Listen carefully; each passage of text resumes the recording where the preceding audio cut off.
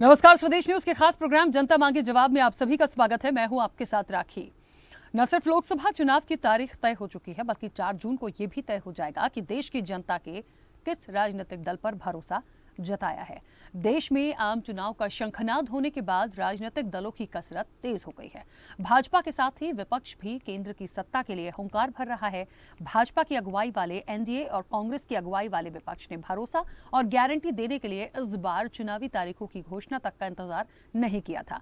NDA की ओर से खुद प्रधानमंत्री नरेंद्र मोदी ने मतदाताओं को 2047 तक भारत को विकसित देश बनाने, तीसरे कार्यकाल में दुनिया की तीसरी अर्थव्यवस्था बनने जैसी कई तरह की गारंटी दी हैं। तो वहीं कांग्रेस भी विपक्षी गठबंधन के साथ अपने परंपरागत मुद्दों को लेकर मोदी सरकार पर हमलावर है। अब 2024 की चुनावी जंग में ब्रांड मोदी बनाम चेहरा विहीन विपक्ष की लड़ाई रंग जमाने लगी है। चुनाव में वादे दावे छोड़कर अब की बार भरोसा और गारंटी की बहार है। एक और 2047 का विजन है, तो दूसरी ओर बिखरा बिखरा सा विपक्ष। ऐसे में इस चुनाव में विपक्ष के लिए ब्रांड मोदी बड़ी चुनौती बने हुए हैं। ऐसे में सवाल भी यही है कि ब्रांड मोदी को विपक्ष कितनी चुनौती दे रहा है और मोदी के आगे क्या विपक्ष टिक पाएगा। इसी मुद्दे पर आज हम चर्चा को भी आगे बढ़ाएंगे। उससे पहले देखिए ये खास रिपोर्ट।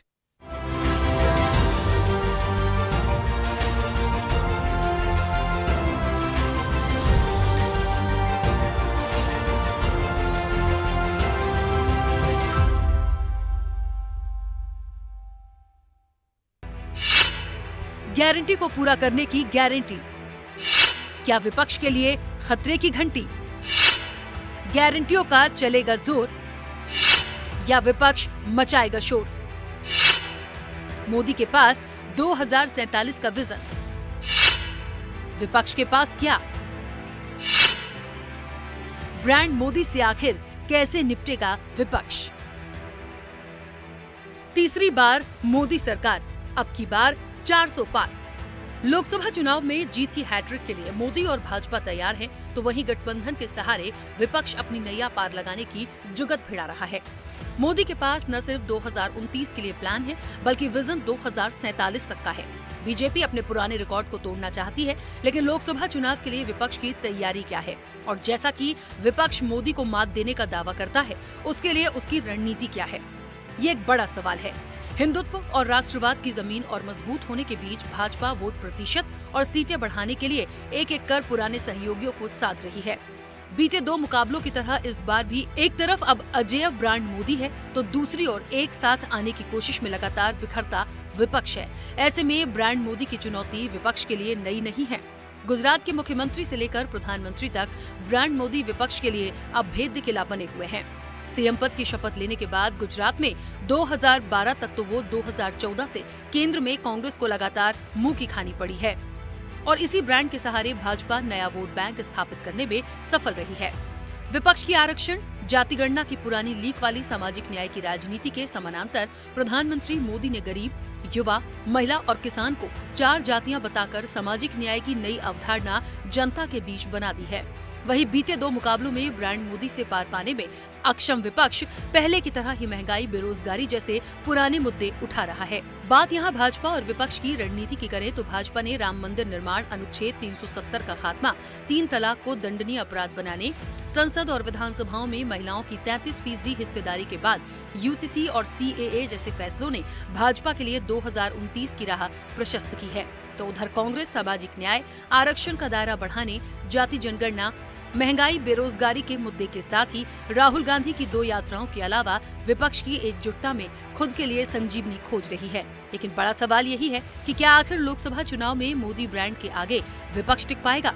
और यदि तीसरी बार मोदी आने में कामयाब होते हैं, तो फिर 29 के लिए कांग्रेस का विजन और प्लान क्या होगा? स्पेशल रिपोर्ट, स्वदेश न्यूज। देखिए, गारंटी वर्सेस गारंटी तो ठीक है, भरोसे की बात भी हो रही है और लग भी ऐसे ही कुछ रहा है कि सारे फैक्टर्स कितने काम करेंगे, ये एक सवाल जैसा है। दूसरी चीज, बार बार आ जाते हैं मुद्दों पे।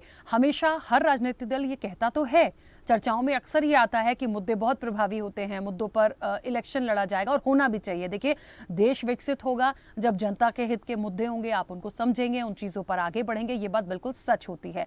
लेकिन मुद्दों से आते आते आप देखिए गारंटी आने लगी है, उसके बाद भरोसे की बात होने लगी है, उसके बाद कुछ और चीज़ें आने लगी हैं।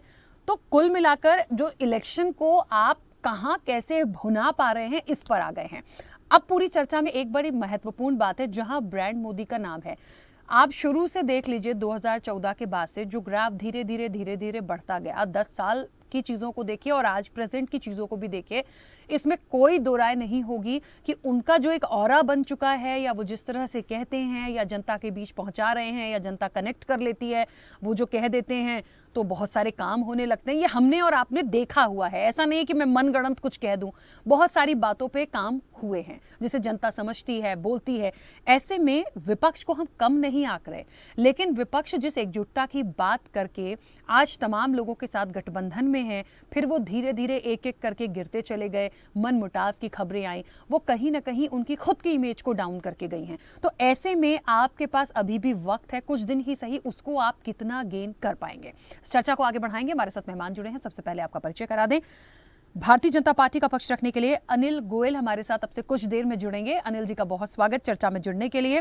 कांग्रेस का पक्ष हमारे साथ चंद्रमोहन शर्मा जी रखेंगे। चंद्रमोहन शर्मा जी, आपका भी बहुत स्वागत है। समाजवादी पार्टी का पक्ष रखेंगे विवेक पांडे जी। विवेक पांडे जी, आपका भी बहुत स्वागत है। आम आदमी पार्टी का पक्ष रखने के लिए प्रदेश सचिव तालीम गुर्जर हमारे साथ जुड़े हैं। तालीम जी, आपका भी बहुत स्वागत है। वरिष्ठ पत्रकार दिल्ली से डॉक्टर इंदुकांत दीक्षित हमारे साथ जुड़े हैं। इंदुकांत जी, आपका भी बहुत स्वागत है। और स्वदेश न्यूज के managing editor RP Srivastava ji हमारे साथ जुड़े हैं। आरपी श्रीवास्तव जी, आपका भी स्वागत है। चर्चा की शुरुआत सबसे पहले, क्योंकि भारतीय जनता पार्टी तो अभी हमारे साथ कनेक्ट नहीं है, चंद्रमोहन शर्मा जी, आपसे पहला सवाल। मेरी आवाज पहुंच रही है? पहुंच रही है। ठीक है। चंद्रमोहन शर्मा जी, देखिए, ब्रांड मोदी कह लीजिए, मोदी जी की लोकप्रियता कह लीजिए, मैं व्यक्तिगत उस पर नहीं जाऊंगी, क्यों, क्या, किस लिए, मुझे उससे कोई लेना देना भी नहीं है। लेकिन देश में जो सिनेरियो बना है, जो ऑरा बना है, जो चल रहा है, उसके बाद विपक्ष को एक कमजोर आंकने की बात है। अब कमजोर आंकने की बात क्यों है? मैं ये नहीं कह रही कि कांग्रेस बिल्कुल जीरो है या सपा जीरो है या आम आदमी पार्टी जीरो है, लेकिन लगातार उनके आगे, उस चेहरे के आगे, क्या वो एक चेहरा है जो शुरू से डिमांड में आया कि कौन होगा विपक्ष से वो चेहरा जो कहीं ना कहीं चुनौती दे पाएगा? धीरे धीरे करके जो सीट शेयरिंग पर थोड़ी अनबन हुई आपस में, ममता दीदी अलग अपनी बात करने लगी, केजरीवाल जी अलग बात करने लगे। आपको नहीं लगता कि बहुत ज्यादा एक ताकत के साथ एकजुटता की जरूरत अभी है और इस वक्त पे बढ़ गई है वो? पहले तो आपका अपना वक्तव्य जो आपने दिया कि राखी वर्मा जी की कमजोर विपक्ष का, वो आपका वक्तव्य है और उस वक्तव्य से मैं बिल्कुल भी कतई सहमत नहीं। अगर 10 साल की सरकार हो और कहने वाले ये कहते हो कि प्रचंड बहुमत है और एक मशहूर चेहरा है, और ऐसी पार्टी और ऐसी पार्टी के नेता को 50 पार्टियों के साथ अलायंस करना पड़े, और अलायंस भी नीति, सिद्धांत और मूलों को त्याग कर, जो उनको धिक्कारते हो, गालियां देते हो, जो उनकी नीतियों का विरोध करते हो, उनको साथ रखना पड़े। और 10 साल में जो निरंतर नेता लगातार भ्रष्टाचार, परिवारवाद, भ्रष्ट व्यक्ति कहते रहता हो, जिन व्यक्तियों को कहा हो, जिन्होंने, जिस पार्टी के बड़े नेता नहीं, और वही बड़ी पार्टी के नेता उन्हीं व्यक्तियों को फिर गले लगा के ये कहने लग जाए ये भ्रष्ट नहीं है, तो सबसे ज्यादा कमजोर तो वो पार्टी है जो आज सत्ता के अंदर है। उसके बाद एक और चितार्थ उदाहरण देता हूं मैं आपको। किस पावरफुल पार्टी के कौन से मुख्यमंत्री ने आज कहा कि जीते कोई भी विपक्ष का, कांग्रेस का जीते, हम तो खरीद के ले आएंगे? तो डर किस बात का है? ताकतवर आदमी ना तो कभी इस तरह से बोलता है, और ताकतवर आदमी ना कभी इस तरह के वक्तव्य देता है, ना ताकतवर पार्टी। कमजोर पार्टी चोर दरवाजे के साथ चोरी के रास्ते वो पार्टी अडॉप्ट करती है जो ताकत के तीनों स्तंभों को, जो पूरी तरह से काला दिवस बनाकर इस्तेमाल करती हो, और जब चाहे तब किसी भी पार्टी का दमन कर दे, किसी भी उठते हुए नेता का दमन कर दे, उसका नाम है भाजपा। अब आता है कि 10 सालों के अंदर मुद्दे कौन से थे, और किसी भी एक समृद्ध और बड़े देश के मुद्दे क्या होते हैं? क्या ये होते हैं कि नरेंद्र मोदी जी जा रहे हैं और प्रदेश अध्यक्ष का हाथ पकड़ के पीछे कर दिया जाए? क्या ये होते हैं कि देश के प्रधानमंत्री जा रहे हैं, डिफेंस मिनिस्टर को उठा के पीछे कर दिया जाए? देश के अंदर मुद्दे हैं बेरोजगारी, भ्रष्टाचार, परिवारवाद, महंगाई और इंफ्रास्ट्रक्चर और स्मॉल स्केल इंडस्ट्री को बढ़ाना, जिससे देश के अंदर सिस्टम को बढ़े। एक मुद्दा बहुत मुखरता के साथ भाजपा के नेता ने निरंतर उठाया था, चाइना का बहिष्कार, इंपोर्ट नहीं करेंगे, एक्सपोर्ट नहीं करेंगे। आज तो 95% का एक्सपोर्ट इंपोर्ट जो है चाइना से हो रहा है। और अभी मैं गत दिनों अचानक बाजार गया तो मैंने फास्ट मूविंग गुड्स जो खाने पीने की आइटम है उसमें 70% इंपोर्ट चाइना का आता हुआ देखा, जो हमारे देश के भविष्य के लिए बहुत चिंता का विषय है। क्योंकि जहां पर चाइना के अंदर जो आइटम चंद पैसों में आ जाए और वो चंद पैसों में हिंदुस्तान में बिक जाए, उसकी प्योरिटी और उसकी क्वालिटी पे प्रश्न खड़े करने वाले हमारे देश के वो नेता जो आज सत्ता में बैठे हैं, लेकिन उनकी तो मजबूरी है क्योंकि उन्हें तो सत्ता चाहिए। और सत्ता के लिए अगर उनकी जरूरत होगी तो वो नेहरू वर्सेस पटेल कर देंगे, सत्ता की जरूरत होगी तो वो खिलाड़ी वर्सेस पुलिस कर देंगे, सत्ता की जरूरत होगी उनको तो वो नारी शब्द का इस्तेमाल तो करेंगे, शक्ति शब्द का इस्तेमाल तो करेंगे, लेकिन मात्र शक्ति की हिफाजत करते समय मुंह में दही जम जाएगी। ठीक है। क्योंकि जिस पावर को वो अपने पीछे रखते हैं और जिससे दमन करते हैं देश का, जिससे दमन करते हैं लोकतंत्र का, जनतंत्र का, बात अगर एक जननायक, एक नेता राहुल गांधी करे कि मैं उस शक्ति की बात करूं और उसको लपकने के लिए उसको विरोधाभास पैदा कर दिया जाए, ये चतुराई तो चतुर व्यक्ति के अंदर हो सकती है, देश के नेता के अंदर नहीं है। चंद्रमोहन जी रोकूंगी, वापस आऊंगी। अनिल जी हमारे साथ कनेक्ट अभी शायद नहीं हुए हैं, मुझे लगता है। विवेक पांडे जी, आवाज पहुंच रही है? जी बिल्कुल आ रही है। चलिए, जवाब वहां से आना था पर कोई बात नहीं, ठीक है।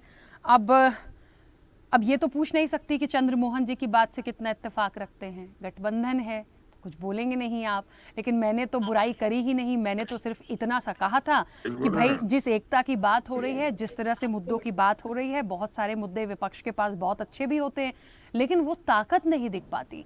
उस चीज़ को प्रॉपर शायद आप कनेक्ट नहीं कर पा रहे, कहाँ कमी है। क्योंकि एक तरफ ब्रांड की बात होती है तो मोदी ब्रांड हो गया। अब ये हमने तो दिया नहीं सर, देखिए जो है, जो ऑरा बना हुआ है उसकी बात करते हैं। वो कुछ भी कह देते हैं, पब्लिक करने लगती है। ये मैं 2014 से अभी तक की बात कर रही हूँ, अभी की बात नहीं है कि प्रेजेंट की में हम 24 में बात कर रहे हैं। लेकिन हाँ, इन 5 सालों में काफ़ी चीज़ों में बदलाव भी आया है। तो ठीक है, वो 47 का विजन लेके चल रहे हैं, उनकी बात अपनी अलग चल रही है। विपक्ष को यदि कहीं आपत्ति है तो क्या वो उतनी ताकत के साथ है? राखी जी, आपने बहुत ही अच्छे विषय को उठाया और मंच पर उपस्थित सभी सम्मानित पैनलिस्टों को पहले तो मैं प्रणाम करूंगा। देखिए, विपक्ष की ताकत और विपक्ष की एकता मुझे लगता है कि मुद्दों के आधार पर बिल्कुल एक साथ है। हमारी राजनीतिक, क्योंकि जो ये गठबंधन बनते हैं, गठबंधन भिन्न भिन्न राजनीतिक मंतव्यों के लोगों के एक साथ आने से बनते हैं।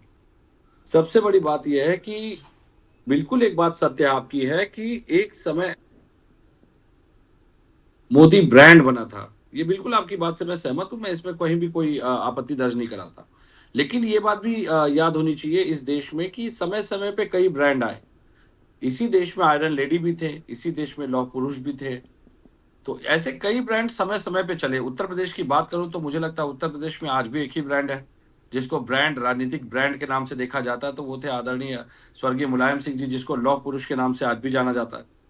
तो मुझे लगता है ब्रांड की चीजें जो एक स्थापित की गई है वो मानकों के आधार पे है, इसको हम मानते हैं, सहज स्वीकार करते हैं। लेकिन सबसे बड़ी बात, किस ब्रांड ने अपनी गुणवत्ता को सार्थकता के साथ स्थापित किया और उसको एकदम बेदाग तरीके से बनाए रखा, ये सबसे बड़ा प्रश्न चिन्ह है। मुझे याद है कि किस तरीके से सुप्रीम कोर्ट ने जब इलेक्टोरल बॉन्ड के मसले पे फैसले को रिजर्व किया, उसके बाद मोदी सरकार ने 8,350 1-1 करोड़ के बॉन्ड फिर छाप दिए। और आपको ये जान के आश्चर्य होगा कि आज जो मुद्दों की बात आपने की, बिल्कुल जायज बात है। इस देश के लोग समझ नहीं पाए वास्तव में इलेक्टोरल बॉन्ड है क्या। मोदी जी की नीति को आप इस तरह समझिए कि इलेक्टोरल बॉन्ड नहीं है ये कोई चुनावी चंदे की बात नहीं है। ये गए थे काला धन लाने, जो पहले वादे करते थे। ये वास्तव सत्य है कि ये काला धन लाने गए थे, लेकिन स्विस बैंक का मॉडल समझने के बाद इन्होंने पूरे स्विस बैंक के मॉडल को इलेक्टोरल बॉन्ड के रूप में लागू कर दिया भारत में लाके, क्योंकि इससे बढ़िया अवसर इनको मिल नहीं सकता था।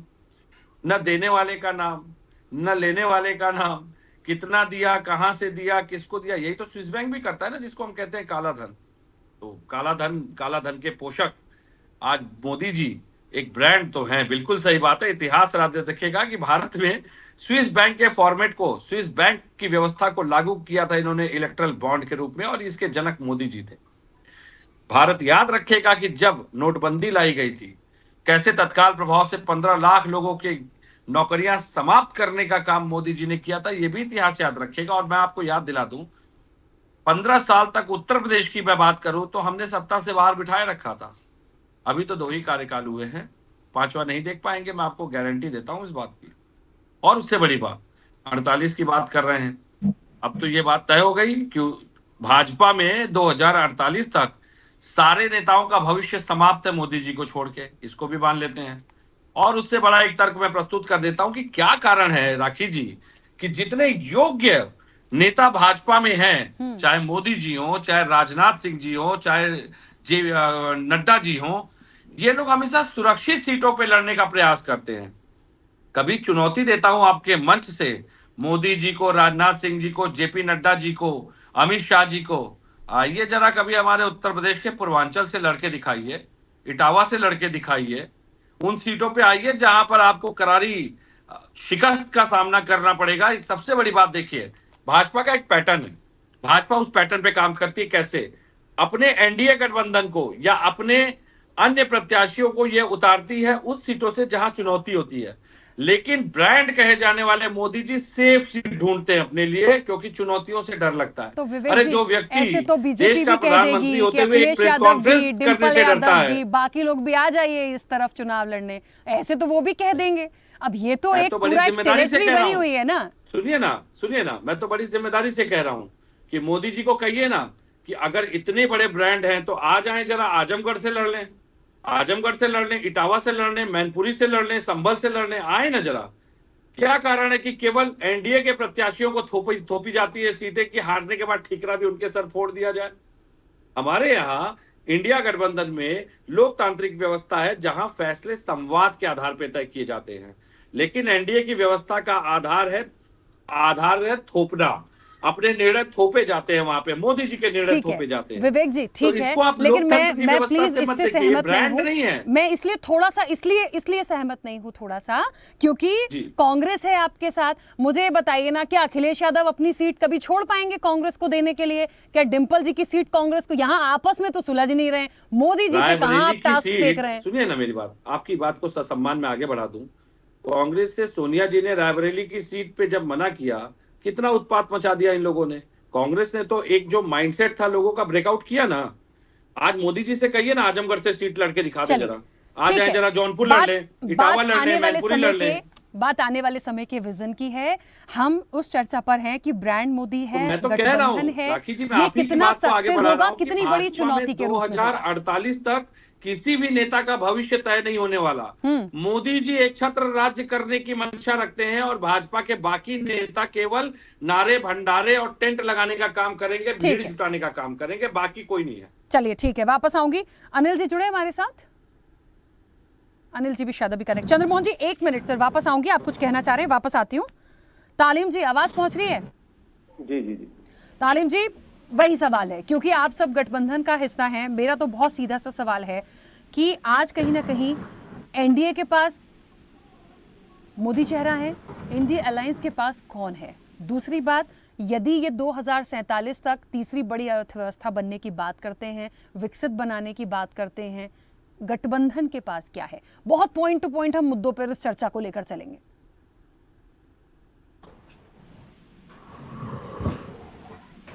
तालीम जी आवाज पहुंच रही है मेरी? हाँ जी आपकी आवाज आ रही है जी। सर सवाल सुनाओ तो प्लीज आंसर कीजिएगा। देखिए, इंडिया गठबंधन के पास इंडिया की जनता है, इंडिया की जनता है और बीजेपी के साथ भ्रष्टाचारी है। अभी तो लगभग एशिया की सबसे बड़ी पार्टी, जो विश्व की सबसे बड़ी पार्टी कहते हैं कि हम विश्व की सबसे बड़ी पार्टी है, उनके पास तो उम्मीदवार भी नहीं है। वो तो दूसरी पार्टियों से इधर उधर से जो चोर जिन्होंने घोटाले किए हैं उनको ढूंढने की कोशिश कर रहे हैं। यानी कि वॉशिंग मशीन में आओ और आप साफ सुथरे हो जाओगे और आप हमारी पार्टी से चुनाव लड़ो, ऐसा काम बीजेपी कर रही है। लेकिन किस चीज पर ये चुनाव लड़ रही है, मैं आपसे पूछना चाहता हूँ, आप बताइए। और मैं बीजेपी के प्रवक्ता से पूछना चाहता हूँ, किस चीज पे ये चुनाव लड़ेंगे? क्या है इनके पास, किस चीज के लिए वोट मांगेंगे जनता से?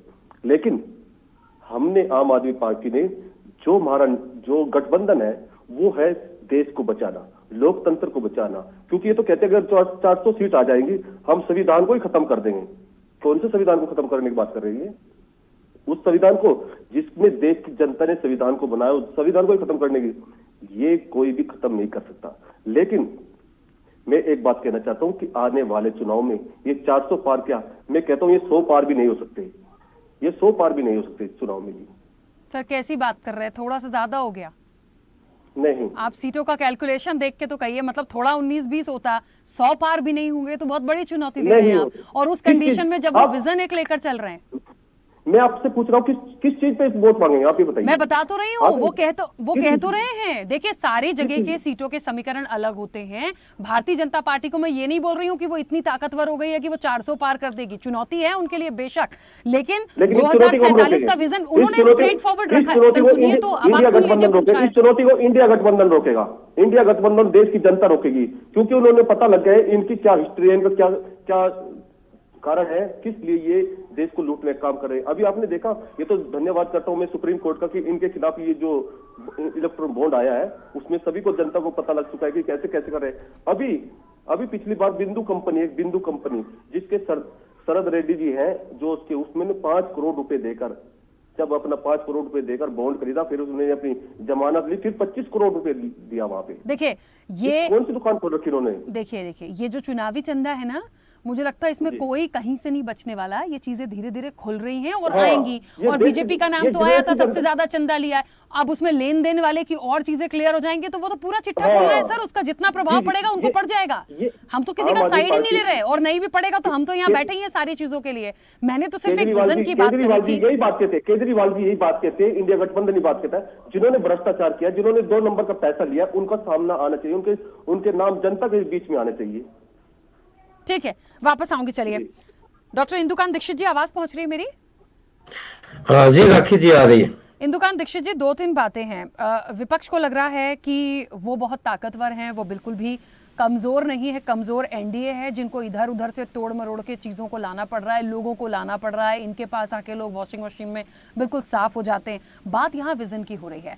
हम किसी की सराहना नहीं कर रहे हैं कि मोदी जी बहुत अच्छे हो गए या इंडिया अलायंस बहुत अच्छा हो गया। हम देश की बात कर रहे हैं, क्योंकि ये देश का चुनाव है। जनता बहुत सारी चीज़ों को सोच समझकर वोट करती है। आज देश का विकास होगा तो सबकी सराहना होनी है उसके लिए। बात सिर्फ इतना है कि पक्ष विपक्ष है, इसलिए ये स्टेटमेंट देंगे। लेकिन वाकई में आज देश में जितना डेवलपमेंट हुआ है 14 के बाद से, पीएम मोदी का जिस तरीके से एक ऑरा बना है, क्या वो वाकई में विपक्ष के लिए एक चुनौती जैसा नहीं है? विपक्ष को आज भी लग रहा है, आज चेहरे की बात करो, उनके पास प्रॉपर कोई जवाब नहीं होता। उनको लगता है नहीं हम पूरी ताकत है। मैं उस पर सवाल भी नहीं उठा रही, एक जेन्युइन से सवाल है, पर ना जाने क्यों बुरा सा लग जाता है। और अभी जितनी बात आम आदमी पार्टी की तरफ से आई, मैं बिल्कुल संतुष्ट नहीं हूँ। मैं जस्टिफाई नहीं हूँ उस आंसर से। जी राखी जी, देखिए विपक्ष का अपना दायरा है, विपक्ष का अपना तरीका है बातों का रखने का, लेकिन क्या इस हकीकत से कोई नकार सकता है, विपक्ष के सभी प्रमुख दलों के लोग बैठे हैं, कि जब बीजेपी और उनके नेता, खासतौर से प्रधानमंत्री नरेंद्र मोदी ने कहा अब की बार 400 पार, तो क्या विपक्ष की तरफ से कोई ऐसा दावा आया कि अब की बार 300 पार, 250 पार?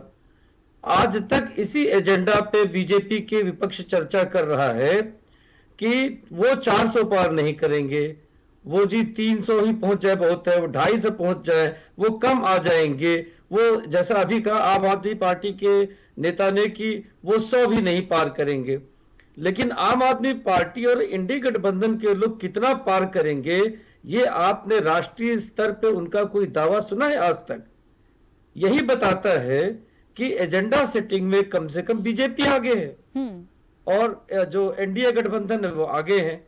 तो हैविंग सेड दैट, मैं ये कहना चाहता हूं कि राष्ट्रीय स्तर पे अगर दोनों गठबंधनों के बीच में स्वस्थ मुकाबला होना है तो वास्तविकता के इर्द गिर्द दावे होने चाहिए, एजेंडा प्रॉपर होना चाहिए कि हमारा क्या एजेंडा है, विपक्ष का क्या एजेंडा है। जैसा आपने राखी जी ठीक कहा कि पिछले लगभग 9.5 वर्षों में जो विकास की रेखाएं इंफ्रास्ट्रक्चर डेवलपमेंट में और तमाम जो अपने सेट एजेंडे थे उस बीजेपी ने किया, चाहे 370 की बात हो, चाहे राम मंदिर की बात हो, चाहे कॉमन सिविल कोड की बात हो, उनकी तो घोषणाओं में आज से 30-40 साल पहले से बातें थी। क्या ऐसी कोई बड़ी बातें जो विपक्ष में लोग हैं वो कर पाए हैं? खासतौर से मैं 2-3 चीजें रेखांकित करना चाहूंगा। आम आदमी पार्टी ने जिस शिद्दत से ईमानदारी की राजनीति की बात की थी, वो कितना उस पर टिक पाए हैं? आज देश के सामने उनके इतने बड़े बड़े नेता जेल की सलाखों के पीछे हैं, उस पे क्या जनता को वो सेटिस्फाई कर पाए हैं? क्या उन्होंने जब कहा था कि हम गाड़ी नहीं लेंगे, हम बंगले नहीं लेंगे, उस पे जब बीजेपी ने उन पे अटैक किया तो क्या उन्होंने उसका माकूल जवाब दिया?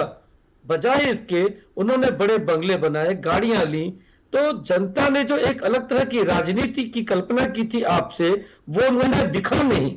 तो अब क्या उनकी इतर राजनीति है, उसे बताना पड़ेगा जनता के बीच में। और एक अंतिम बात देखिए, मान लीजिए कि बीजेपी की सब बातें गलत हो, लेकिन जो परसेप्शनल राजनीति है वो पिछले चुनावों को आप देखेंगे, विधानसभा चुनावों को, बाकी चुनावों को, तो उसमें जो उनके परिणाम है वो ये बताते हैं कि अपनी बातों को जनता तक कन्वे करने में या अपने लिए पॉजिटिव परसेप्शन क्रिएट करने में जिस तरह से भाजपा सफल हुई है, उस तरह से कम कांग्रेस और अन्य पार्टियां तो नहीं सफल हो पाई हैं। इस पे तो उन्हें विचार करना पड़ेगा। जी चलिए ठीक है, वापस आऊंगी। आरपी श्रीवास्तव जी, बात ब्रांड मोदी हो गई, बात गारंटी वर्सेस गारंटी की हो गई, बात 2047 का विजन बीजेपी के पास है, कांग्रेस के पास क्या है इसकी भी हो गई, और सबसे बड़ी बात है चेहरे की कि एनडीए के पास पीएम मोदी का चेहरा है, इंडिया अलायंस के पास किसका चेहरा है। तो इन सवालों के जो जवाब आने चाहिए वो इस चर्चा में नहीं आए। बात विकास की हो रही है, मुद्दों की हो रही है, डेवलपमेंट की हो रही है, वो तो अच्छा है, लेकिन एक एजेंडा सेट होता है, उस पर जो गठबंधन है वो प्रॉपर अपनी बात को नहीं रख रहा। सवाल है ब्रांड मोदी का, निश्चित रूप से ये कहा जा सकता है कि उन्होंने अपना एक एजेंडा सेट कर रखा है। वो सारी बातों को पब्लिक से कनेक्ट करने में सक्षम है। अभी आज की डेट में अगर देखा जाए और एक तरह से एनडीए और इंडिया गठबंधन दोनों को देखा जाए तो ये सामने नज़र आता है कि अभी भी भारतीय जनता पार्टी या ब्रांड मोदी एक नाम तो है जो आगे लेके चल रहा है। 10 साल की सत्ता जिसके खुद जो है प्रधानमंत्री जी खुद लीड कर रहे हैं, प्रधानमंत्री नरेंद्र मोदी जी, और अगले जो हैट्रिक की तैयारी कर रहे हैं, तो हमें लगता है कि कहीं न कहीं पर एक जो है एजेंडा उनका सेट है। अब एजेंडा उनका किस तरह से सेट है आप ज़रा देखिएगा। पहली बात तो यह है कि उन्होंने विकास को एक एजेंडा रखा, सबका साथ सबका विकास सबका विश्वास का एक एजेंडा रखा। उन्होंने राम मंदिर का एक एजेंडा रखा। उन्होंने 2047 का एक विज़न रख दिया। अब 2047 तक जो उन्होंने आकलन किया है, जो विज़न दिया है, उस पर कितना खरे उतरेंगे अभी तो बहुत समय है कि क्या वहाँ तक पहुँच पाएंगे या नहीं पहुँच पाएंगे। ये तो लोकतंत्र है। हो सकता है कि इस चुनाव के बाद अगले चुनाव में, मान लीजिए इस चुनाव में मोदी ब्रांड वापस आता तो क्या 2029 में आ पाएगा। ये सब सारी चीज़ें, लेकिन फिर भी उन्होंने इस बात को रखा। जहाँ तक विपक्ष का सवाल, आप विपक्ष की बात करेंगे, विपक्ष का जहाँ तक सवाल है, विपक्ष का भी एजेंडा है, लेकिन वो एजेंडा क्लियर नहीं है। एजेंडा सभी का होता है, सत्ता पक्ष के भी, सत्ताधारी दल का भी होता है, विपक्ष का भी होता है। एजेंडा उनके पास है, लेकिन उस एजेंडा को पब्लिक तक पहुँचाने में अभी तक वो सफल नहीं हो पाए। कई दल हैं जो अभी हाल में अलायंस हुए, उनमें से जो लीड करने वाले लोग हैं वो खुद ही चले गए एनडीए में। तो अब आप देखिए कि जो लोग बचे हैं, जो सबसे बड़ा विपक्षी दल है वो कांग्रेस है। कांग्रेस निश्चित रूप से आपने देखा होगा कि अपना एक गारंटी की वो भी बात कर रहे हैं, 25 गारंटियों की बात उन्होंने किया, लेकिन जनता तक कितना पहुंच रहा है ये देखना होगा। और एक सबसे बड़ी बात है कि जो 2024 का चुनाव है, वहाँ पर अभी भी विपक्ष के पास चेहरे की, देखिए विपक्ष में तो चेहरा होगा जो जीत के आएंगे, कितने लोग जीतेंगे, हो सकता है कि उनके पास काफ़ी बहुमत भी आ सकता है, ये तो जनता के हाथ में है। लेकिन फिलहाल उनके पास कोई ऐसा चेहरा नहीं। अभी भी सामने एक ही चेहरा नज़र आता है, वो है राहुल गांधी आते हैं। और जहाँ तक हमें लगता है कि राहुल गांधी आगे बढ़ के कोई ऐसी जिम्मेदारी लेने के लिए तैयार नहीं है। आप पिछले दिनों में भी देखिए कि राहुल गांधी हमेशा जो है बड़ी जिम्मेदारी से हमेशा दूर हटते हैं। वो सिर्फ अपने आप को एक जन नेता के रूप में अभी तक 2 यात्राएं कर चुके हैं और जनता के बीच में उन्होंने कनेक्ट करने की कोशिश की है। विपक्ष में अगर पूरा ओवरऑल प्रयास देखा जाए तो राहुल गांधी ने एक प्रयास किया है। अब वो कितना सफल हो पाएंगे ये तो आने वाला समय बताएगा। लेकिन सबसे बड़ा सवाल ये है कि ब्रांड मोदी के सामने कौन खड़ा है। निश्चित रूप से न केवल देश में बल्कि दुनिया में अपना ब्रांड बनाने में, चाहे उसके लिए जो भी तरीका इस्तेमाल किया गया हो, हम ये नहीं कहते कि सारा कुछ सही ही हुआ है, कुछ चीज़ें सही हुई हैं, कुछ विकास की रफ्तार भी बढ़ी है। फिर कई जगहों पर आप देखें महंगाई, बेरोजगारी, ये सारे जो है इसी ब्रांड के बीच में आते हैं।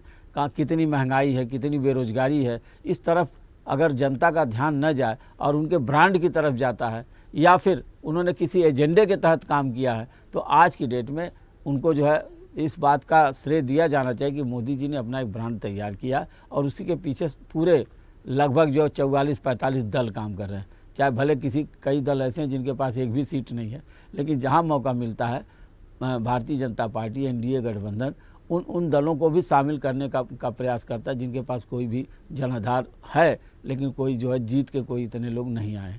तो हमें लगता है कि आने वाले चुनाव में जब भी कभी ऐसा होगा तो मोदी जी एक बड़ा औरा खड़ा करके और उसके पीछे बाकी दल चुनाव लड़ेंगे। किसी अन्य दल की इतनी हैसियत नहीं है कि वो अपना कोई ब्रांड बना ले जो उनके साथ है। विपक्ष के पास है कई ब्रांड हैं, अब उन ब्रांडों पर जाइए। अखिलेश यादव भी अपना एक ब्रांड है उत्तर प्रदेश में, उन्होंने काफ़ी जो है चुनौती दिया, उनकी सरकार भी रही है। तेजस्वी यादव भी एक ब्रांड ही हैं जो विपक्ष के हैं। इसके अलावा ममता बनर्जी, तमाम इनमें आप ब्रांड बहुत हैं, लेकिन उन ब्रांडों ने वो सारे ब्रांड जो है पब्लिक से कितना कनेक्ट हैं। कुछ अपने क्षेत्रीय आधार पर दल हैं जो अपने आप को ब्रांड बनाए बैठे हैं, और एक जो राष्ट्रीय दल है उसमें सिर्फ एक ही ब्रांड है जिसको प्रतिदिन राहुल गांधी को कहीं न कहीं जो है भारतीय जनता पार्टी उलझाने में सफल हो जाती है। तो आज जो है 2024 का जो चुनाव है, अभी समय बाकी है, बहुत ज़्यादा अभी तो शुरुआत हुई है। विपक्ष किस तरह से कौन सा ब्रांड सामने लाता है और किस तरह से चुनाव की रणनीति होती है और सत्ता एनडीए को किस तरह से चुनौती देने में सक्षम हो पाता है, ये तो देखना होगा। लेकिन फ़िलहाल अभी तो जो आज का सिनेरियो है, जो हम लोग हम सभी देखिए पत्रकार हैं, सारी जगहों पर इन्फॉर्मेशन आती है। आज तो फिलहाल मोदी जो है सत्ता पक्ष के बड़े ब्रांड हैं और बाकी जो उनके पीछे चलने वाले लोग हैं, डे बाई डे उनका कुनबा बढ़ता जा रहा है। अभी हो सकता है कि चुनाव आते आते एक दो दल और चले जाएं, कुछ कहा नहीं जा सकता है। तो इसको समझना होगा। और जो अगला चुनाव है राखी जी, इस चुनाव में कहीं न कहीं सारे मुद्दे, महंगाई, बेरोजगारी, भ्रष्टाचार, तमाम मुद्दों से इतर सिर्फ लगता है कि जो पब्लिक से कनेक्ट कर पाएगा वही जो है जनता के दिलों पर राज कर पाएगा। बिल्कुल, ये बात तो है। देखिए, क्योंकि कोई भी हो, कोई भी कमिटमेंट के साथ आता है, उसको धीरे धीरे पूरा कर रहा है या उसमें वक्त लग रहा है, पर उसको एंड द एंड वो कर देता है। तो मुझे ऐसा लगता है कि चीज़ें तो होती हैं, लेकिन ये बात बिल्कुल सही है कि जनता से कनेक्शन, मैंने कहा ना, वो उनसे बड़ी तो निर्णायक कोई है ही नहीं। वो कनेक्शन, वो बात, वो जो एक माइंडसेट हो जाता है कि कौन कैसी बात कर रहा है, वो ज़रूरी होता है। चर्चा में हमारे साथ अनिल जी भी जुड़ गए हैं। अनिल जी, आप अपनी बात रखिएगा, आप कुछ कहना भी चाह रहे थे। काफ़ी देर से जुड़े, लेकिन विपक्ष ने बहुत सारी बातें यहाँ पर रखी हैं। एक छोटा सा सवाल मेरा आपसे, जिस चर्चा पर आज हम हैं, चलिए हम इस चीज़ को मान लेते हैं कि भारतीय जनता पार्टी के पास 2047 का विज़न है, वो एक तीसरी बड़ी अर्थव्यवस्था बनने की बात भी करते हैं, इसके अलावा जो दूसरे मुद्दे हैं वो भी हैं। लेकिन इन सबसे बड़ी बात ये भी है कि जो 400 पार का नारा आप देते हैं, क्या वो आपको लगता है कि पूरी तरह से हो पाएगा? मैं ये सवाल इसलिए कर रही हूँ क्योंकि इतना आसान भी नहीं होगा। विपक्ष को हम कमज़ोर नहीं कह सकते हैं, कहीं ना कुछ कोई एका की कमी है, या हो सकता है कि वो अपनी बात को मजबूती से नहीं रख पा रहे हैं, या जहाँ तक चेहरे की बात है वो उसको लेकर बड़ी सारी दिक्कत हुई, क्योंकि एक जो चेहरा आ रहा था वो भी आपके साथ चला गया। तो ये सारी चीज़ें हो सकती हैं, लेकिन मुझे लगता है वक्त है, वो अपनी पूरी तैयारी के साथ हैं, तो उस लक्ष्य को वो पूरा तो नहीं होने देंगे। राखी जी, पहली बात तो ये है कि 400 पार का नारा या मोदी जी तो जनता भी कि आएगा तो पूरी जनता ने स्वीकार करता है, देश की जनता ने, देश का भविष्य मोदी जी के हाथ में सुरक्षित। जैसा कि मेरे पूर्व वक्ता ने कहा कि मोदी जी ने 2047 तक का एजेंडा तय कर दिया है और हमारे विपक्षी दलों के पास 2024 का भी एजेंडा नहीं है। 29 तो बहुत बड़ी बात। दूसरा, इनके विपक्षी दलों का जो मेन जो लीडर है वो कांग्रेस है, और कांग्रेस ने कि उत्तर प्रदेश की ही बात करूं, उत्तर प्रदेश के अंदर 67 सीटों पर चुनाव लड़ा, 63 सीटों पर जमानत जब्त की, सिर्फ एक सीट वो नहीं जीते।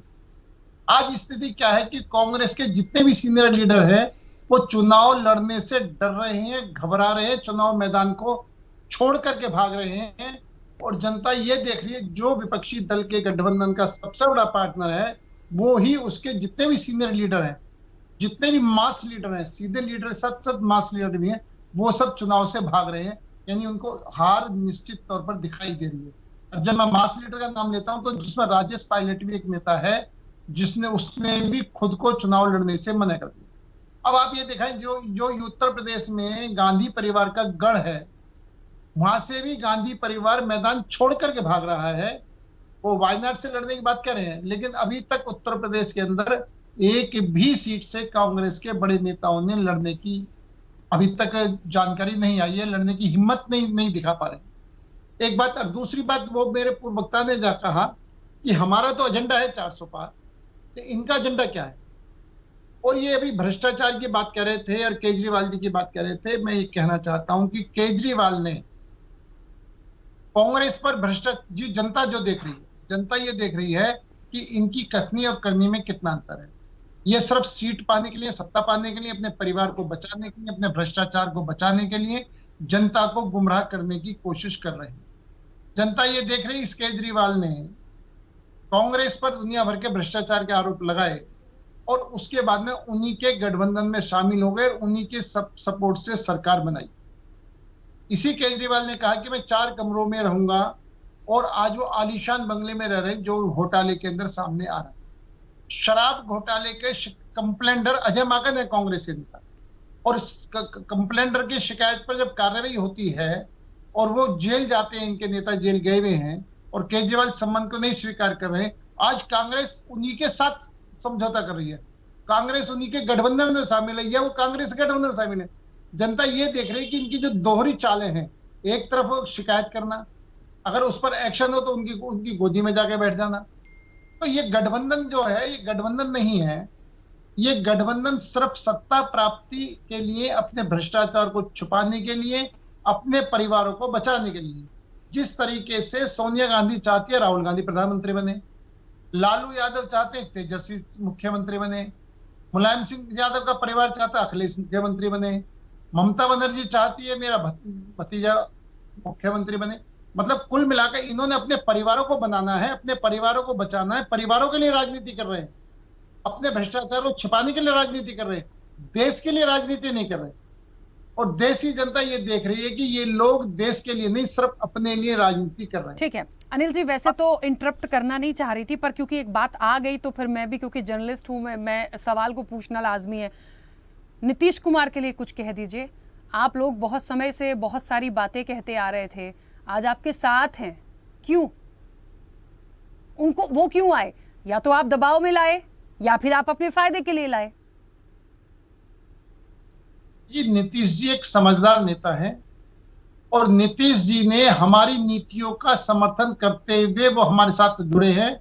और नीतीश जी इस इंडी गठबंधन को बनाने वाले नीतीश जी थे, लेकिन जब नीतीश जी ने देखा कि जिस गठबंधन को मैंने बनाया है उसी गठबंधन में नीतीश जी को साइडलाइन कर दिया गया।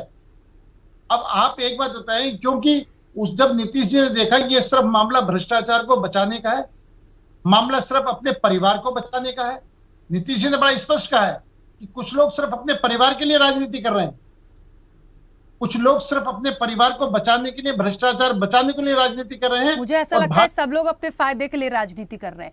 जिसको जहां सीटें कम पड़ रही हैं वहां के क्षेत्रीय दल को ले लीजिए, अपना वोट बैंक बढ़ा लीजिए, तो सत्ता नैया पार लग जाएगी। मतलब व्यक्तिगत मत लीजिएगा, ये सबके लिए बोल रही हूं मैं। चंद्रमोहन जी 1 मिनट बस आ रही हूँ सर, आप ही के पास आ रही हूँ उसके बाद। राखी जी, मेरा बड़ा स्पष्ट कहना है कि जनता इतनी भोली नहीं है जितनी भोली हम राजनेताओं ने समझ ली। जनता ये सब देख रही कि कथनी और करनी में कितना अंतर है। इनकी आज क्या है, नारी शक्ति, यानी ये शक्ति पर से युद्ध लड़ रहे हैं। अब बताओ, नारी शक्ति से युद्ध लड़ा जा सकता है क्या? ये राम के उसको स्वीकार करने को तैयार नहीं है, राम को काल्पनिक बताने वाली बात है। आज ये राम की बात कर रहे हैं, आज ये राम सेतु को के अस्तित्व को मानने को नहीं, तैयार नहीं कांग्रेस ने अपना स्टेटमेंट क्लियर कर दिया था बाद में कि वो मोदी रूपी शक्ति से, भारतीय जनता रूपी शक्ति से वो लड़ रहे हैं। ये स्टेटमेंट उन्होंने क्लियर कर दिया था। लेकिन सर मानना पड़ेगा एक बात, तो राहुल गांधी ने गलती हिंदू धर्म लगा के कर दी और मोदी जी ने जो खेल लिया उसको, ये तो मुझे मानना पड़ेगा कि मतलब चीजें कहाँ ही राजनीति की हैं, बड़ी अलग दिशा में चली जा रही है। राखी जी देखो, उन्होंने बिल्कुल हिंदू धर्म में शक्ति है, एक बात जिसके खिलाफ लड़ रहे हैं। एक दूसरी बात, उन्होंने कहा मेरा मोदी से कोई झगड़ा नहीं है, मेरा भाजपा से कोई झगड़ा नहीं है, मेरा किसी राजनीतिक दल से कोई झगड़ा नहीं है। उन्होंने मोदी जी का भी नाम लिया, भाजपा का नाम लिया, लेकिन हिंदू धर्म में एक शक्ति है, उससे मैं युद्ध कर रहा हूं। तो वो उनकी गलती थी ना, मैं कह तो रही हूँ, उन्होंने हिंदू धर्म बोल के गलती कर दी, लेकिन मोदी जी उसको खेल गए दूसरी दिशा में और कांग्रेस वहां पे फंसी। क्या ठीक है, अब ये देखिए जो जैसा बोलेगा, गाइडलाइंस बहुत चुनाव आयोग की स्पष्ट है, तोल मोल के बात करिए, क्यों ऐसी चीजों को क्रिएट करते हैं कि अपने पैर पे कुल्हाड़ी मारें। तो ये उन्होंने दे दिया, अब जो जैसा बोलेगा, जो जैसा करेगा, जनता उसका रिवर्ट दे देगी। लेकिन मुझे लगता है कोई इससे अछूता नहीं है। अनिल जी वापस आऊंगी, दो मेहमान कुछ कहना चाह रहे हैं। चंद्रमोहन जी पहले आप बोलिए, विवेक जी इसके बाद आ रही हूँ। तो जनता मेरे को आदमी का यही नहीं पता कब कहाँ क्या बोलना। ठीक है। अनिल जी वापस आती हूँ सर, एक मिनट। हाँ चंद्रमोहन जी बोलिए। मुझे सिलसिलेवार थोड़ा सा जवाब देना है, मैं हाँ। सब मित्रों की बातों का जवाब दूंगा। बस पहले शुरू करता हूं मैं अपने भाई, रिक्वेस्ट है सर, फटाफट बस बोलिएगा ताकि और फटाफट फास्ट ही चलूंगा। अनिल भाई की बात से लेके आता हूं। अनिल भाई ने बोला था कि इलेक्शन आ गए और भाजपा के जो विपक्ष के मास्क चेहरे हैं वो इलेक्शन नहीं लड़ रहे। अनिल जी एक बात जवाब दे दीजिए इस चैनल के ऊपर देश की जनता को। एक मास्क चेहरा आपके डॉक्टर हर्षवर्धन थे, जिसपे कोविड की आपने सफलता का बोझ डाला था और देश के प्रधानमंत्री ने अपनी वाणी के साथ उसको भी चतुराई से देश की जनता को बताया था। और आज उसी मास्क नेता को आपने उठा के ऐसी जगह रख दिया जिसके शब्द का मैं इस्तेमाल नहीं कर सकता। ये भाजपा है, ये विपक्ष या कांग्रेस नहीं है। अब आती है चेहरे नहीं है, चेहरे हैं हमारे पास इतने चेहरे हैं कि हर पार्टी का नेता अपने उस नेता को देश का प्रधानमंत्री साबित करता है और अपने देश का प्रधानमंत्री कहने का दम रखता है। मैं चैलेंज देता हूं, आपको चुनौती देता हूं, आप इसी डिबेट में कह दीजिए कि मोदी जी के बाद हमारा चेहरा यह है, आपको उठा के बाहर फेंक दिया जाएगा आपकी पार्टी में, क्योंकि आपकी पार्टी में लोकतंत्र नाम की चीज नहीं है।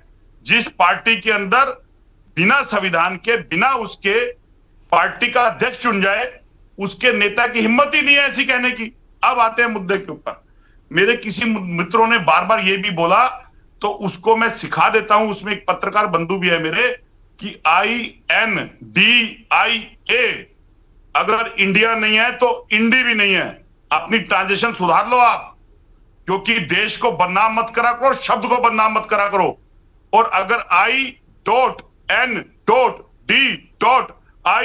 और A अगर आपको इंडिया कहते हुए शर्म आती है तो आप इंडी भी मत कहा करो, क्योंकि अगर आपको सभ्यता और मान ना हो किसी शब्दों का तो उसको दोबारा मत दोहराना। मैं बीच में इंटरप्ट कर सकता था, मैंने किया नहीं क्योंकि ये मर्यादा के खिलाफ था। अब बहुत सारी बातों का मैं जवाब सिलसिलेवार दे दूं जिसमें जो पेशेंट खड़े हुए थे। एक आई थी ईमानदारी की बात, बहुत ईमानदारी की बात करते हैं आप, क्योंकि देश के प्रधानमंत्री बहुत ईमानदारी के साथ एक नेता को 70,000 करोड़ रुपए का चोर कहते हैं और अगले पल गले लगाकर उसको डिप्टी चीफ मिनिस्टर बना देते हैं। और एक नेता को लगातार करप्ट मुख्यमंत्री कहते हैं, रातों रात उसे राज्यसभा का मेंबर बना देता है। तो ईमानदारी भाजपा ना सिखाए। और जिस पार्टी के 2 सांसद रहे हो और उसके बाद भी देश का विपक्ष उससे विपक्ष मानता हो भाजपा को, वो भी मीडिया था और वो भी पत्रकार थे देश के अंदर। और उस समय लाल कृष्ण आडवाणी और अटल बिहारी वाजपेयी 2 व्यक्ति भी विपक्ष माने जाते थे मजबूत कांग्रेस के सामने। अरे आज तो 55 हम हैं और उसके ऊपर विपक्ष है और आप कहते हो विपक्ष नहीं है।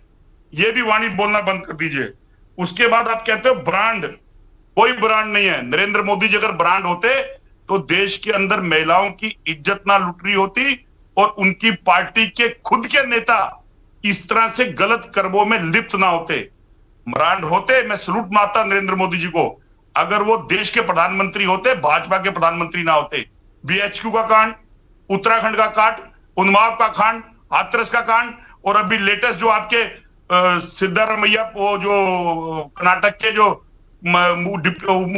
मुख्यमंत्री है जो एक बच्ची के लिए लिप्त आए हैं, येदुरप्पा। तो कितने इतिहास गिनवाए आपसे, और पार्टी के सिद्धांत की बातें भी बहुत करते हैं आप। पीडीपी को और दूसरी पार्टी को क्या कहते थे आप? गठबंधन करके आपने सत्ता के मजे कैसे लूटे, उसे भी बता दीजिए आप। और अभी तो लेटेस्ट है, आपको ठाकरे नाम की जरूरत है महाराष्ट्र में, और जिस ठाकरे को आज आप नतमस्तक हो रहे हैं, उस ठाकरे ने तो आपको बहुत कुछ उपलब्धियां दी हैं, आज वो ठीक हो गया। तो सत्ता के नैतिक सिद्धांतों की बलि जितनी भाजपा ने चढ़ाई है इस देश में, बिल्कुल कहा आपने चतुराई के साथ, देश की जनता बहुत भोली भाली है। आपने जो सृष्टि के अंदर हमें लेके आया था, आपने कह दिया हम राम को लेके आ रहे हैं। आपकी औकात ही क्या है राम को लाने की? हम सारे हिंदू बैठे हैं यहाँ पर, आपने राजनीति के अंदर भगवान राम को इस्तेमाल करा, चंद्रमोहन और आप जी, उसको इस्तेमाल चंद्रमोहन जी, करके थोड़ा सा राम को लाए शब्दों थे। की अपनी मर्यादा है, कम से कम इस तरह से मत बोलिए, वो नहीं मैंने बोलते कोई हैं, मैंने कोई इस तरह शब्द के गलत शब्दों नहीं का बोले हैं। इस्तेमाल मत कीजिए सर, अच्छा नहीं लगता, मैं आप सबसे आपको- मानिए प्लीज। मैं शब्द नहीं ऐसे इस्तेमाल कर रहा, लेकिन विषयों को इसलिए कहना पड़ता है कि अगर आप कोई विषयों को आपकी डिबेट में सार्थकता के साथ मैं बात समझती चल हूँ रही है, सर, मैं इसलिए उन विषयों को उठा लेकिन रहा हूं। हम यहाँ पर किसी की औकात दिखाने नहीं बैठे हैं, इसलिए मुझे चलो, मैं ऑब्जेक्शन उस हुआ। चीज को- यदि ये बात अगर आपके लिए मैं कोई उसके लिए- कह देता तो मैं ऑब्जेक्शन लेती, आपने किसी के लिए कह दिया, मुझे इसलिए आपत्ति हुई। प्लीज, मुझे अच्छा नहीं लगा, चलो, प्लीज। मैं इस चीज के लिए रिमाइंडर लेता हूँ, माफी मांगता हूँ, अगर ऐसा किसी को बुरा लगेगा तो मैं उसके लिए सॉरी बोलता हूँ। ठीक है, लेकिन मेरा उद्देश्य उस विषय के लिए नहीं है। मेरा विषय इसलिए है कि भगवान राम के नाम पे जब भाजपा राजनीति करती है, मैं उस विषय में कह रहा हूं। जैसे इन्होंने जिस शब्द को राहुल जी ने कहा कि हिंदू शब्द में शक्ति, बड़ी जल्दी देश के प्रधानमंत्री से मोल्ड कर दिया।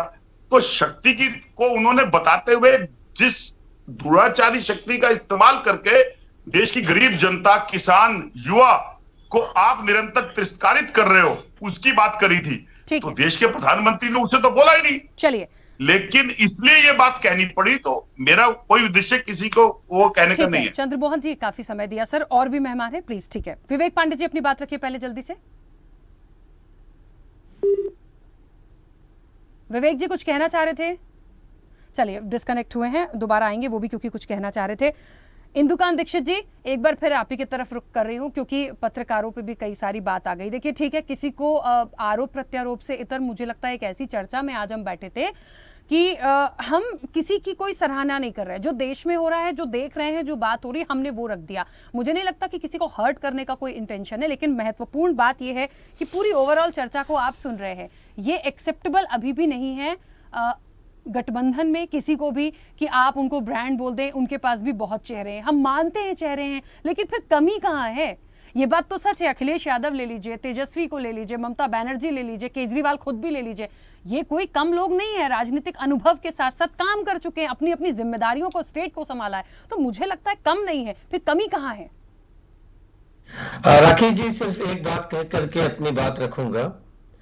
जैसा आपने कहा कि बहुत सारे सवाल उठाए गए, उसमें चंद्रमोहन जी ने विशेष करके जो संकेत किया, एक इंडी गठबंधन के बारे में भी उन्होंने कहा कि ऐसा कहना बहुत अनुचित है। मैं सिर्फ ये कहना चाहूंगा, जब उनकी बारी आए तो वो ये बताएं कि INDIA का फुल फॉर्म क्या है, और अगर उसमें जो अंतिम अक्षर है A, उसका आशय अलायंस है, गठबंधन है, तो इंडी अलायंस कहें या इंडिया कहें, और इंडिया कह के फिर से गठबंधन कहें, तो क्या यह उचित या सही है? अब आते हैं जो आपने सवाल पूछा। जो बड़े कद्दावर नेता हैं वो निश्चित तौर पे भाजपा से ज्यादा इंडी अलायंस के पास हैं, लेकिन उनकी स्थिति क्या है कि ममता जी अपने बंगाल में अपनी राग अलाप रही हैं। नीतीश कुमार जी जो सबसे पुरोधा थे, सबसे बड़े नेता थे, वो एनडीए के साथ चले गए। और जो आपके एक बड़े गठबंधन के सहयोगी हैं लेफ्ट पार्टीज, उनके सारे नेतागण आपको केरला में आपको बुरा भला कह रहे हैं, और आप उनको केरला में बुरा भला कह रहे हैं। आपके जो सबसे बड़े अलायंस पार्टनर्स हैं आप, उसके लोग पंजाब में आपको बुरा भला कह रहे हैं, दिल्ली में गठबंधन कर रहे हैं, बाकी जगहों पे गठबंधन कर रहे हैं। तो ये ओवरऑल पूरे देश में, समाज में आप जो सकारात्मक एकजुटता का संदेश देना है, कहां दे पा रहे हैं? इसलिए जनता में संदेह की स्थिति है। अन्यथा जिस तरह की बात करके लगभग 1 वर्ष पर पूर्व आपने शुरू किया था, वैसा गठबंधन बनता। और मैं अभी बंगाल से होके आ रहा हूं, एक सिर्फ उदाहरण दे दूं कि मैंने आपके यहां पहले भी एक बार चैनल पे कहा था, कुछ लोग नाराज हो गए थे। पश्चिम बंगाल में आप इस बात को नोट कर लीजिए, राखी जी, पिछली बार 18 सीटें बीजेपी की आई थी और ममता जी ने आधी से अधिक सीटें जीती थी, लेकिन इस बार आधी से अधिक सीटें बीजेपी को आ रही सिर्फ इसलिए क्योंकि ममता जी एकला चलो में विश्वास कर रही हैं। अपने ही इंडी अलायंस के लोगों को, कांग्रेस को इस तरह से उन्होंने धटा बताया कि आज अधीर रंजन चौधरी की वहां चर्चा है कि शायद वो भी कांग्रेस छोड़ के बीजेपी में जाएंगे अपनी सीट बचाने के लिए। उनके खिलाफ यूसुफ पठान को उतार दिया उन्होंने मैदान में। तो किस तरह से आप एकजुट होकर के बीजेपी और उसके अलायंस का मुकाबला करेंगे, ये बड़ा यक्ष प्रश्न है। बिल्कुल ठीक है। आरपी श्रीवास्तव जी, क्योंकि विवेक जी शायद अभी हमारे साथ नहीं कनेक्ट हैं, उनकी भी प्रतिक्रिया मैं लूंगी। आरपी श्रीवास्तव जी, क्या उस जिस विजन पे इस चर्चा में हम बैठे हैं, क्या गठबंधन का कोई विजन दिख रहा है? मुझे तो लग रहा है अभी इसी पर पूरा फोकस्ड है और भारतीय जनता जो पार्टी है वो एक कदम लेकर आगे है क्योंकि अपने विजन के साथ चल रही है।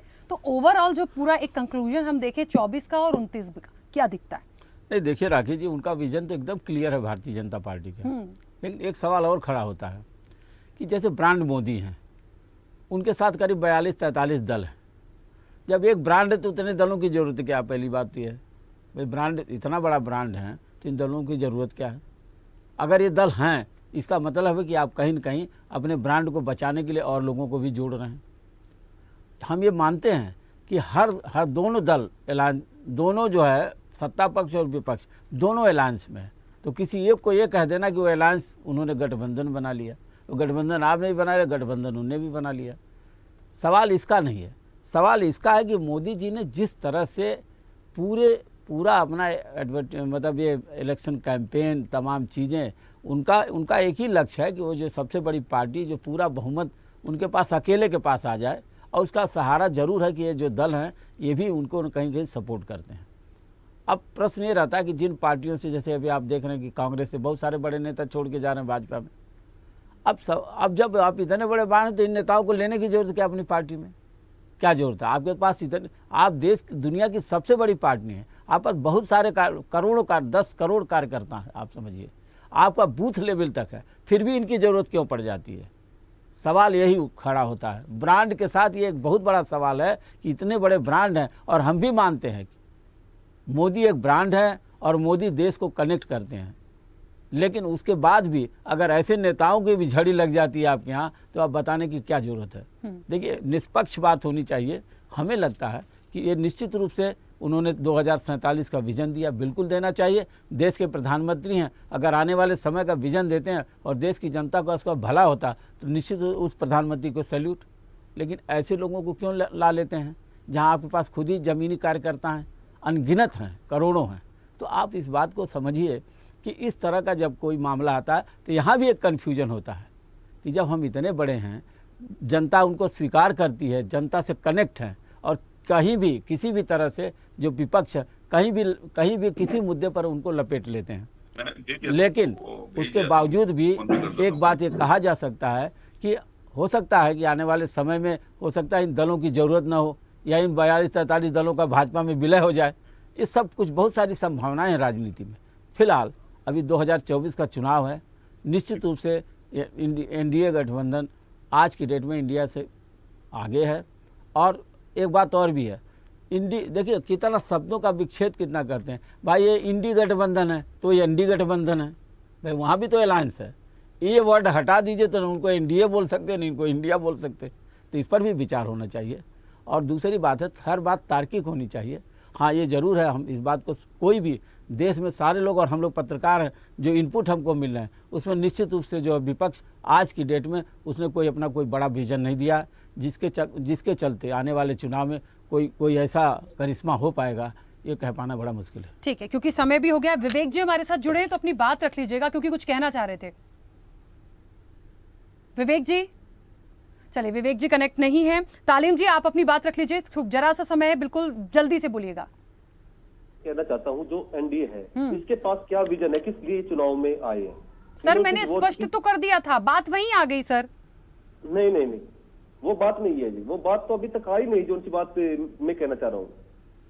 ये जितने भ्रष्टाचारी है, जो दूसरी पार्टी के भ्रष्टाचारी है, उनको अपनी पार्टी में रला लेते हैं, अपनी पार्टी में मिला लेते हैं, वो साफ सुथरे हो जाते हैं, वो वैसी मशीन से निकल जाते हैं, फिर वो उनको चुनाव में उतार देते हैं। इनके पास कौन से नेता है जिसको इनकी पार्टी के खुद नेता, खुद कैंडिडेट सीट वापस जा रहे हैं, अपनी सीट को छोड़ के जा रहे हैं? नहीं, ठीक है, क्योंकि तालीम जी समय हो गया। अनिल जी मैं नहीं आ पाऊंगी सर, क्योंकि वक्त बहुत ज़्यादा हो चुका है और आप काफ़ी देर से भी चर्चा में जुड़े थे, इस वक्त नहीं आ पाऊंगी। लेकिन मैं तालीम जी आपसे एक बात कहना चाहती हूँ। विजन भारतीय जनता पार्टी का तो क्लियर है, आप कह रहे हैं भ्रष्टाचारियों को ला रहे हैं, तो ये कौन सा विजन है? ये मुझे थोड़ा सा तार्किक नहीं लगा। मैं बता रहा हूँ आपसे, सीए क्या है, यानी कि अपने घर वालों को तो आप नौकरी नहीं दोगे, अपने घर वालों को तो रोजगार नहीं दोगे, लेकिन जो बाहरले मुल्कों से आएंगे, बाहरले देश से आएंगे, लगभग 4 करोड़ आदमी आएंगे, अगर अपने देश में हम बसाएंगे तो उनको कहां से दोगे आप? कौन से विजन की बात करते हैं जी?